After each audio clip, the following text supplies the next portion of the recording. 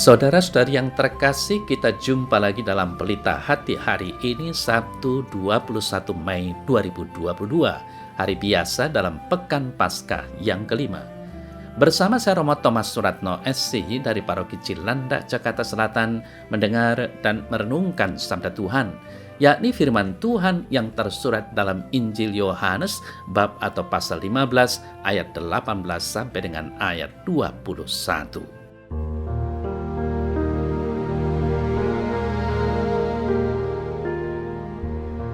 Dalam amanat perpisahannya, Yesus berkata kepada murid-muridnya, "Jikalau dunia membenci kamu, ingatlah bahwa ia telah lebih dulu membenci aku. Sekiranya kamu dari dunia, tentulah dunia mengasihi kamu sebagai miliknya. Tetapi karena kamu bukan dari dunia, sebab aku telah memilih kamu dari dunia, maka dunia membenci kamu. Ingatlah apa yang telah kukatakan kepadamu, seorang hamba tidaklah lebih tinggi daripada tuannya. Jikalau mereka telah menganiaya aku, mereka juga akan menganiaya kamu. Jikalau mereka telah menuruti firman-Ku, mereka juga akan menuruti perkataanmu. Tetapi semuanya itu akan mereka lakukan terhadap kamu karena nama-Ku, sebab mereka tidak mengenal Dia yang telah mengutus aku."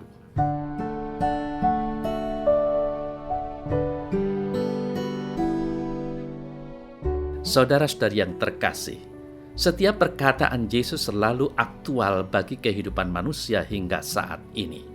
Kesaksian hidupnya menjadi tonggak nilai Kristiani untuk menghadirkan kerajaan Allah di dunia ini. Untuk menghadirkan kerajaan Allah di dunia, dan kata-katanya akan membuat siapa saja yang mendengarnya merasa diteguhkan dan tidak takut terhadap ancaman dan godaan dunia. Saudara-saudari yang terkasih, setiap orang dipanggil dan diutus sesuai dengan bidang kehidupan yang digelutinya. Perutusan kita baik dalam panggilan hidup berkeluarga, karier, maupun sebagai imam dan biarawati tentu tidak mulus-mulus dan aman-aman saja. Banyak tantangan yang kita hadapi, misalnya dibenci dan dikucilkan bila melakukan sesuatu yang baik dan benar, diremehkan, tidak percaya, dan seterusnya. Nah, saudara yang terkasih, pengalaman itu sangat menyakitkan. Namun, apakah kita berani menerimanya sebagai anugerah untuk mendewasakan hidup rohani kita?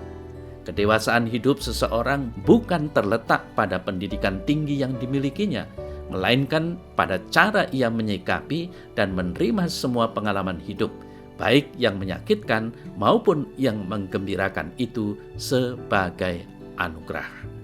Saudara-saudari yang terkasih, melalui warta Injil yang kita dengarkan hari ini, Yesus mengingatkan kepada para muridnya bahwa konsekuensi mengikuti Dia tidak selalu mudah.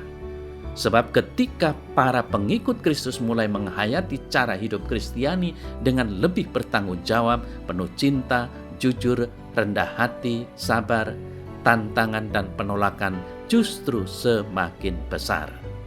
Dalam penghayatan kehidupan sehari-hari, saudara-saudara yang terkasih, kita pengikut Kristus sering mengalami kesulitan dan kebencian. Di kantor, di lingkungan masyarakat, kita sering dianggap minoritas dan dibatasi hak-hak kita. Bahkan di banyak tempat, berdoa pun dilarang. Mendirikan gereja, rumah Tuhan pun dilarang. Harus minta izin, yang kadang izinnya dipersulit atau bahkan dilarang. Itulah beberapa konsekuensi dalam mengikuti Yesus. Saudara yang terkasih, kalau Yesus, Guru dan Tuhan kita, mengalami kebencian dan dianiaya, maka kita pengikutnya harus berani juga mengalami hal yang serupa. Di dalam The Navarre Bible menegaskan bahwa Yesus mengingatkan para muridnya bahwa tidak ada kompromi antara dirinya dengan dunia, kerajaan dosa. Mereka yang hidup di dalam dosa menolak Tuhan yang adalah terang.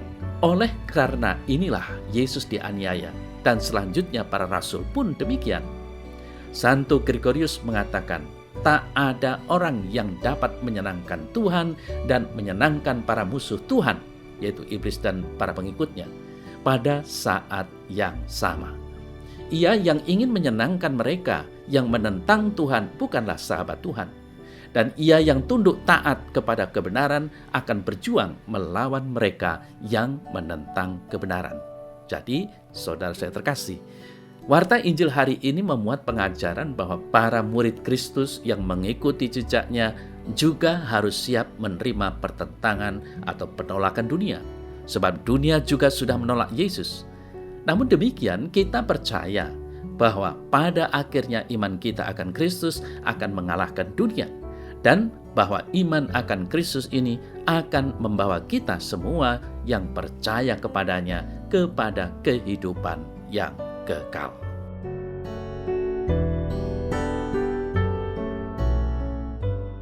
Dalam nama Bapa dan Putra dan Roh Kudus. Amin. Ya Tuhan, tanpamu aku tidak berani menatap kerasnya hidup dalam dunia yang semakin tidak menentu ini. Berilah aku kekuatan dan keberanian untuk ikut terlibat dalam menghadirkan kerajaan-Mu. Amin.